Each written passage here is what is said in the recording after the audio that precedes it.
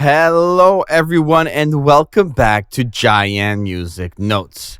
Today, I am in a different setup and will be for the next few episodes. I'm currently traveling, but the show must go on, and I'm very excited about these next two episodes that we're going to do. Last time around, we talked about Yu Yu Hakusho tournament tactics, a huge game for me, and its music. And this time around, we're still staying in the same domain, the Game Boy Advanced. So just listen to this podcast, enjoy yourself. Welcome back to Giant Music Notes, the podcast where we break down all things anime music. I am an anime music YouTuber. I make anime music song covers every single week on my channel and on Spotify, so make sure to follow me if you are all about anime music. So imagine this. Back in 2006, you're sitting in your bedroom, or maybe you're on a car ride, or maybe you've got your Game Boy Advance cracked open under the covers way past bedtime because your parents think you're asleep. The backlit screen is the only light in the room, and you're at Dual Academy, and you're talking to the one, the only Jaden Yuki. Do you remember that feeling? I do. That specific excitement came from Yu-Gi-Oh! GX. When it first premiered, a lot of the original fan base was skeptical. This new kid, Jaden, with his laid-back attitude and his gotcha catchphrases, was this really a worthy successor to Yugi Moto's legacy? But then something happened. The show found its audience, and it found its identity, and GX became, for an entire generation, me included, their Yu-Gi-Oh! And in 2006, we got a release of Yu-Gi-Oh! GX Dual Academy for the Game Boy Advance. Now, before we dive into the music, I think I have to give some context about this game because the details are really fascinating to me. This game was developed entirely in-house by Konami, not a third-party studio like for tournament tactics like we last spoke about, but by Konami themselves. From my research online, it said that the Japanese version was plagued with a bunch of glitches, so many that it received poor reception in Japan specifically. This is what the fandom wiki told me directly. But Konami pushed forward, fixed things up, and released it worldwide to a much warmer reception. The game featured 1,200 cards, and it was an absurd amount of content. And the soundtrack, it had, per my research, 46 tracks and a very long amount of time for music. For a Game Boy Advance game, that's huge. Today, I want to talk about some highlight tracks in the soundtrack, not just what it sounds like, but why it sounds the way it does, what emotional work each piece that I want to highlight is doing, and why per my research again, 5 composers who made this music deserve to be talked about. What I found was that the following worked on the music. We have Yasuhisa Ito, Maki Kiroika, Toshihisa Furusawa, Ari, and Rie Yamatani. 5 people. And I want to say their names because clearly they almost never get credited in discussions of this game. 5 composers sat down with a Game Boy Advance, a brief score of the Yu-Gi-Oh! GX card game, and produced something genuinely remarkable, in my opinion. So let's go into this. Welcome to Giant Music Notes. But before, I want to take a moment and thank the sponsor of Giant Music Notes, Laser Audio Technologies. If you're interested in soundtracks, or are a composer who wants to make music for a Game Boy game and you want some creative effects plugins, Laser Audio Technologies is what it's about. Whether you're working solo or a part of a team, these plugins help you create amazing effects for your audio. And when you're making music, that has a very important necessity. So if you use code GIANTMUSIC, you get 30% off at checkout. Now, let's talk about this. The game's sonic landscape. Before I got too ahead of myself, obviously every dollar generated from that code goes straight back into the podcast, such as GoPro Kyo, who does all of the artwork.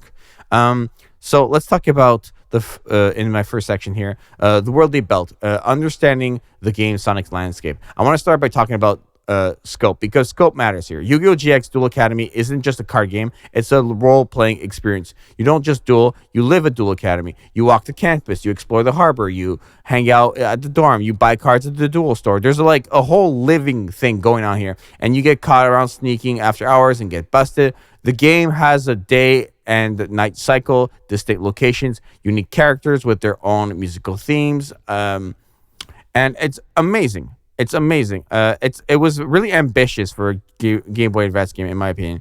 And the result is, per my research, 46 tracks covering every conceivable emotional register. You have triumphant duel themes, quiet exploration music, tense pre-duel build-ups, character-specific rivalry themes, location music for the dorms, the harbor, the volcano, the ocean. You have short stingers for winning and losing. You have credit themes. You have so much.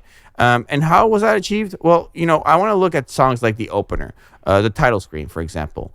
The first thing you hear when you boot up Yu-Gi-Oh! GX is, well, track 1, the title screen music. And this track has a very specific job. It's gonna make you feel you're at the gates of Duel Academy. Does it succeed it? Absolutely. The tempo is not too aggressive. It's not trying to hype you up like a battle theme, but it's got a nice forward momentum. It's the musical equivalent of walking confidently towards something exciting.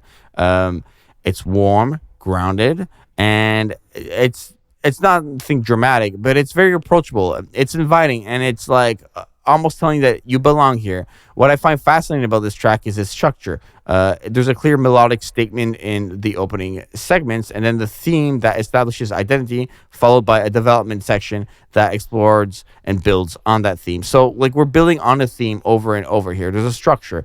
And for a looping track on a handheld console, that's really sophisticated. Most Game Boy advanced title screens are content with a loop and like those same catchy 4-bar phrases. This one actually breathes. And also, I really find that when you look at this song and you compare it to what a lot of Western licensed GBA games, I think I'm going to say GBA from now on, we're doing it at the same time. It like really cared. This, like, you can see that care was applied here. Then we have dual themes that I want to talk about. The dual music is where the rubber meets the road. In a Yu-Gi-Oh game, you are spending the majority of your time dueling, which means that the dual themes are the tracks that will be most looped, most played, and most lived inside of by the listener and the player. And the dual music, if it's wrong, and the entire game will feel wrong because of it, which is why I feel like the dual theme sits at a fast tempo. It's a comfortable jog, but it's slower than a full sprint. It's the musical equivalent of being on the balls of your feet. Wait forward, but completely engaged. This is dueling music. It's that's what it is in the most visceral sense. There's a brightness and openness to the competitive tone of the game, and it's a nice sweet spot for a lot of the instruments. There's like a lot of like synth work. And the composers knew this, that there was no need for like that the music rings cleanly, and you don't need the muddiness of a lower register here. This wasn't an accident when I heard it. What makes this track genuinely like special for me is the what's happening beneath the main melody. The primary voice carries the tune, carries the melody, the confidence, the driving melodic line that keeps your adrenaline up. But there's a secondary voice that weaves underneath that, and it provides a harmonic movement. Harmony, of course, meaning like two notes being played at the same time or more than two notes. And that prevents the track from feeling static. You'll hear a rhythm pattern that locks in on the beat, and then it pushes slightly ahead, creating a sense of urgency that keeps you engaged. And there's different like dual tracks. There's like ones that are more, how can I say, composed in like, there's like where they have like compositional intelligence. Both tracks like have a pretty familiar tonal center, but different tempos, completely different emotional textures, and the composers are using the harmonic connection between these tracks to create some type of continuity. That they both are the dual tracks, that they are the dual sections. They use differentiating tempo, that when your life points get to a certain below a certain level, well, now it's like like here's a more cinematic pace, here's something that's where it matters more. So just it's a sophisticated design in the dual music. I really found that like they did it right with this. Then obviously we have like themes for campus life, like the weekdays, the dorm themes, the dual academy. And what I really appreciate about the soundtrack is it treats non-combat music with the same care as the battle music, as the dual music, and that is not a given in-game music from this era. Licensed anime games from these years are often treated like their exploration music as an afterthought. Like we just need something to fill the gap. Think about like the Sonic X discussion I had with GoPro Kyo and Hotshot. Like it fills the gaps. It's like drag and drop. There is no drag and drop here. We have like incredible walking paces in these songs. They're just not jogging. They're not standing still. They're walking. We're a bit slower than the dual themes. The composers understood that exploration music needs movement, but not forceful movement, and that's the quality of these tracks that I can only describe as an institutional pride. It feels like the musical embodiment of walking through a place you belong to, a place with history and tradition, with Dual Academy. I know I'm going a bit far there, but there are like melodic phrases that have slightly like almost ceremonial quality to them, like a school anthem, deconstructed into background music. You don't feel like a visitor at Dual Academy. You feel like you belong, like you're a student, and that's what the music's supposed to do. Like incredible work with that. We have different emotional registers also, like with the weekday song that has that campus grandeur. It's lighter, it's playful. The brightness on this track actually like really like sparkles well in the upper frequencies. This is the music for ordinary days, going to class, chatting with Cyrus, figuring out how to improve your deck before the next duel. It's music that makes the mundane feel special. And then we have the dorm themes. This is like an intimate piece in the selection of songs. We're like the dorms are like private spaces. Life red, raw yellow, obelisk blue. Each one is a world within a world, a social hierarchy expressed through architecture, and the music reflects that. That the higher brightness creates a slightly more otherworldly internal quality. It sounds like evening light through a dorm window. It sounds like the quality of the day. It's music that makes you feel like you're safe in your dorm room. But the pressure of tomorrow's duel is like, it's still in the back of your mind. And then obviously we got to talk about like the world outside the academy, the harbor, the ocean, the volcano. These songs are still exploration, but they're like outliers in the soundtrack, in the sense that like we got faster BPMs here. I find we got like how can I say, not like faster BPMs. Let me walk that back. I want to say that like you hear the geography in the music. The campus theme feels like the interior spaces. It's warm, structured, but this track feels more like open water. The tempo is more free flowing. That there's a forward propulsion here that feels almost reckless compared to the measurement pace of like of the campus themes. When Jaden leaves the structured environment of the academy and heads out to the wider island, the music expands with him.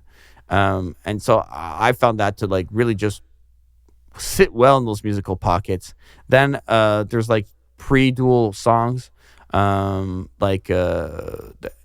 makes complete sense for before the dual music to match the pre-build up that plays throughout a proper duel. So it sits in this like middle space of, it's not as fast as the dual themes, but it's faster than the exploration music. It's anticipatory energy.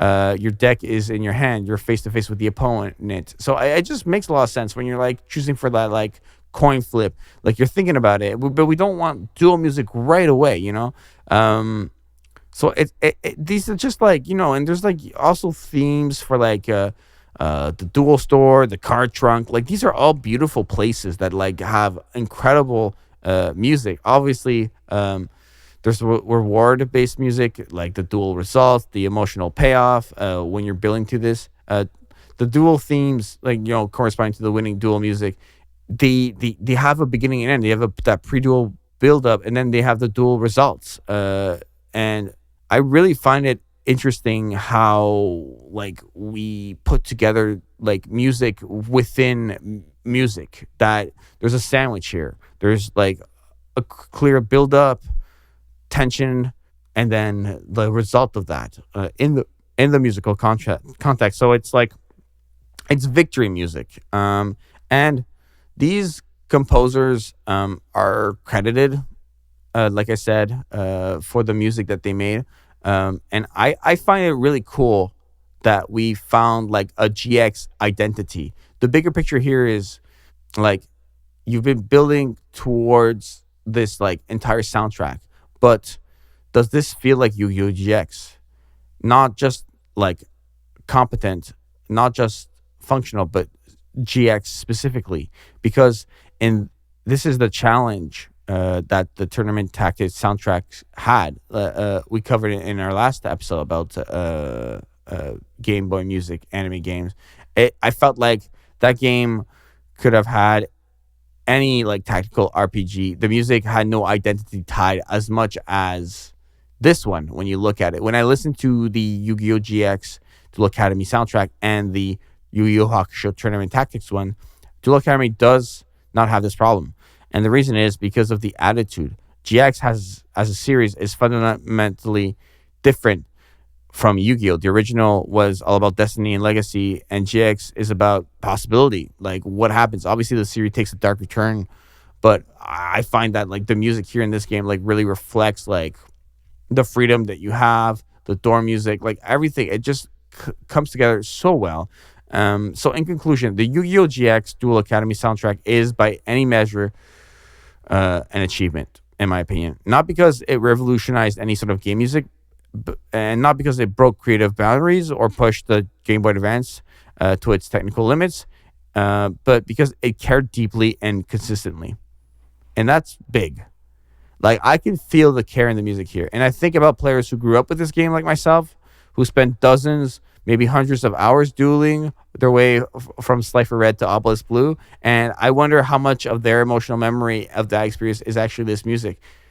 Not consciously, but underneath. And when you listen to the music, like, you can like really feel like you're back in that game. So like a big thank you to those five composers that did that. It was such a phenomenal like game soundtrack to revisit. So a reminder to everyone that the podcast is sponsored by Lisa Audio Technologies. It's incredible they are incredible with their creative effects plugins. If you use code JaianMusic, you get 30% off. Every dollar from that code goes straight back into the podcast, such as GoPro Kyo, who does all of the artwork. So thank you for spending this time with me on the Yu-Gi-Oh! GX Duel Academy soundtrack. If you grew up with this game, I hope this episode gave you a new way to hear the music. I really recommend everyone to go listen to the soundtrack after this episode. And if this is your first time hearing about any of this, go listen. It's incredible. It's really great music. I can be found at JaianMusic on social media. JaianMusic.com is my website. Make sure to follow JaianMusic Notes in your favorite podcatcher. And I'll see you on the next one. Bye.